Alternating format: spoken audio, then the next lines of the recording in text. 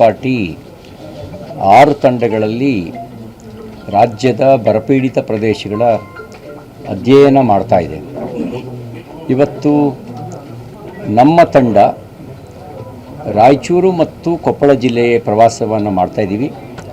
ನಮ್ಮ ತಂಡ ಕಲ್ಯಾಣ ಕರ್ನಾಟಕದ 5 ಜಿಲ್ಲೆಗಳಿಗೆ ನಾವು ಪ್ರವಾಸ ಮಾಡಬೇಕು. ಇನ್ನು ಬೀದರ್, ಕಲಬುರಗಿ ಮತ್ತು ಯಾದಗಿರಿ ಜಿಲ್ಲೆಗಳ ಪ್ರವಾಸ ಬಾಕಿ ಇದೆ.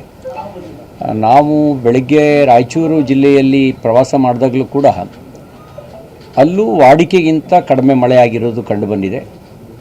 ಕೊಪ್ಪಳ ಜಿಲ್ಲೆಯಲ್ಲೂ ಕೂಡ ವಾಡಿಕೆಗಿಂತ ಕಡಿಮೆ ಮಳೆಯಾಗಿದೆ. ಕೊಪ್ಪಳದಲ್ಲಿ ಎಲ್ಲ ತಾಲೂಕುಗಳಲ್ಲೂ ಜೂನ್ ಮತ್ತು ಜುಲೈ ತಿಂಗಳಲ್ಲಿ ಏನು ಮಳೆ ಬರಬೇಕಾಗಿತ್ತೋ ಅದಕ್ಕಿಂತ 40% ಮಳೆ ಕಡಿಮೆ ಆಗಿದೆ.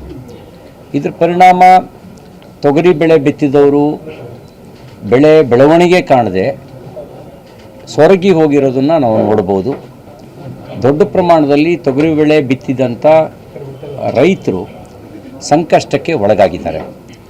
ಅವರು ಪರ್ಯಾಯ ಬಿತ್ತನೆ ಮಾಡುವ ಅವಕಾಶವೂ ಇಲ್ಲದೆ ದೊಡ್ಡ ಪ್ರಮಾಣದ ನಷ್ಟವನ್ನು ಅನುಭವಿಸಿರೋದು ನಮಗೆ ಗಮನಕ್ಕೆ ಬಂದಿದೆ.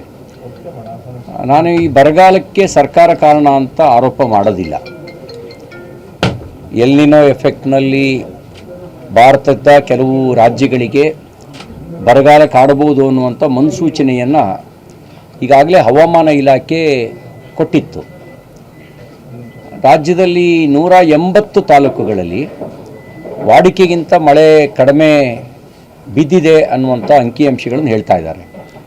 ಆಲಮಟ್ಟಿಗೆ ಮಹಾರಾಷ್ಟ್ರದಲ್ಲಿ ಅತಿವೃಷ್ಟಿಯಾಗಿದ್ದರಿಂದ ಸ್ವಲ್ಪ ಒಳಹರಿವು ಇದೆ. ಆಲಮಟ್ಟಿಯನ್ನು ಹೊರತುಪಡಿಸಿದರೆ ತುಂಗಭದ್ರಾ ಇರಲಿ, KRS ಇರಲಿ, ಅಥವಾ ನಮ್ಮ ಲಕ್ವಳ್ಳಿ ಇರ್ಬೋದು, ಮಾದಾವಿ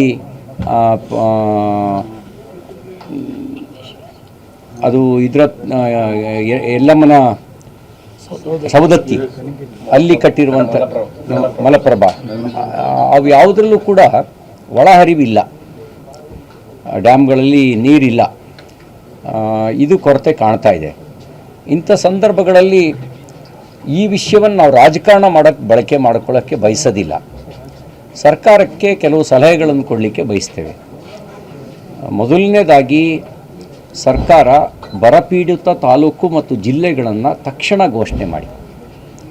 ನೀವು ಬರ ಇದೆ ಅಂತ ಒಪ್ಕೊಂಡಿದ್ದೀರಿ, ಬರಪೀಡಿತ ತಾಲೂಕು ಮತ್ತು ಜಿಲ್ಲೆಗಳನ್ನು ಯಾಕೆ ಘೋಷಣೆ ಮಾಡಿಲ್ಲ? ಘೋಷಣೆ ಮಾಡಿ ಬರಪೀಡಿತ ಪ್ರದೇಶಗಳ ಸಮೀಕ್ಷೆ ಆಗಬೇಕು. ಎಷ್ಟು ರೈತರು ಬಿತ್ತನೆ ಮಾಡಿದ್ರು, ಬಿತ್ತನೆ ಮಾಡಿದ ಬೆಳೆ ನಷ್ಟ ಎಷ್ಟು ಉಂಟಾಗಿದೆ, ಜಾನುವಾರುಗಳ ಪರಿಸ್ಥಿತಿ ಏನು, ಕುಡಿಯೋ ನೀರಿನ ಸಮಸ್ಯೆ ಎಷ್ಟಿದೆ, ಎಲ್ಲಿಗೆ ತೀವ್ರತರವಾದಂಥ ಕುಡಿಯೋ ನೀರಿನ ಸಮಸ್ಯೆ ಇದೆ, ಇದನ್ನು ತಕ್ಷಣ ನೀವು ಸಮೀಕ್ಷೆ ನಡೆಸುವಂಥ ಕೆಲಸವನ್ನು ತಕ್ಷಣ ಮಾಡುವಂಥ ಕೆಲಸ ಮಾಡಬೇಕು. ಸಮೀಕ್ಷೆ ನಡೆಸಿದ ಮೇಲೆ ಬಾಯಿ ಮಾತಿನ ಉಪಚಾರದಲ್ಲಿ ಪರಿಹಾರ ಸಿಗಲ್ಲ. ಈಗಾಗಲೇ ಕರ್ನಾಟಕ ರಾಜ್ಯ ರೈತರ ಆತ್ಮಹತ್ಯೆಯಲ್ಲಿ ದೇಶದಲ್ಲಿ 2ನೇ ಸ್ಥಾನದಲ್ಲಿದೆ. ಈ ವಿಷಯದಲ್ಲಿ ನಾವು ಕರ್ನಾಟಕ ಮೊದಲನೇ ಸ್ಥಾನಕ್ಕೆ ಬರಬಾರ್ದು. ರೈತರ ಆತ್ಮವಿಶ್ವಾಸವನ್ನು ಕಳ್ಕೊಳ್ಬಾರ್ದು, ಹತಾಶೆಗೊಳ್ಳಬಾರ್ದು. ಅದಕ್ಕಾಗಿ ಕನಿಷ್ಠ 1 ಎಕರೆಗೆ ಅವರು ಕಾಸ್ಟ್ ಆಫ್ ಎಕ್ಸ್ಪೆಂಡಿಚರ್ ಅಂದರೆ ವೆಚ್ಚ ಅಂತ ಹೇಳ್ತಿರೋದೆ 30,000 to 40,000 ರೂಪಾಯಿ ವೆಚ್ಚ ಆಗಿದೆ ಅಂತಕ್ಕಂಥ ಮಾತನ್ನ ಹೇಳ್ತಾ ಇದ್ದಾರೆ.